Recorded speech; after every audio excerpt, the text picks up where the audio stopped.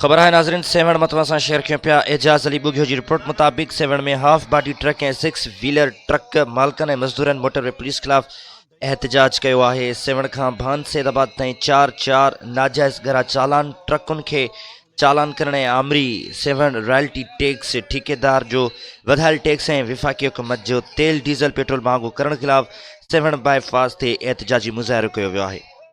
महंगाई उन्हें मारे छॾियो आहे। ॿियो महांगाई जे पोयां हिननि मोटरे वारनि असांखे तमामु माना तंग कयो आहे, बेहद तंग कयो आहे। हर 3 किलोमीटर ते बीठा आहिनि, बसि वठिणो आहे, चालान वठिणो आहे, कुझु बि आहे चालान वठिणो आहे, तमामु तंग कयो अथनि।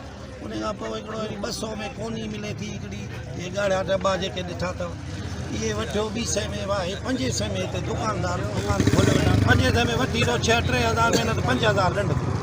अरे बाबा ही तो जुल्म आहे हिकिड़ो। असां अॻे परेशान लॻा पिया आहियूं, डीज़ल चढ़ी वियो आहे, महांगाई थी वई आहे, तरक़ियाती कमु आहे कोन, गाॾियूं हर 2-3 किलोमीटर ते बीठा आहिनि, पंहिंजी मर्ज़ी सां मनमानी सां जीअं बि करिणो आहे हुननि जी ॻाल्हि मञणी।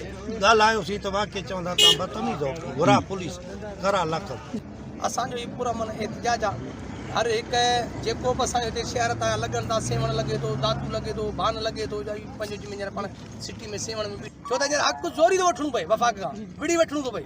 वफ़ाक़ असांखे ॾियण लाइ तयारु कुझु बि न आहे, छो त सिस्टम सॼो वफ़ाक़ जे हथ में आहे, तेल जो वफ़ाक़ जे हथ में आहे, बिजली जो वफ़ाक़ जे हथ में आहे, हर शइ जो वफ़ाक़ जे हथ में। असां वटि जेको थोरो घणो आहे सिस्टम उन ते हू अञा वफ़ाक़ असांजे मथां अखि जो वेठो आहे। सो अलहमदिल्ला असांजो पूरो मन एहतजाज आहे। SP साहिब सां मिलंदासीं, SP साहिब असांजे ॻाल्हि खे न पियो मञे त पोइ मजबूरी असां कोर्ट में वञणो पवंदो, पोइ कोर्ट सुभाणे जेको असांखे ॾिनो अॻु बि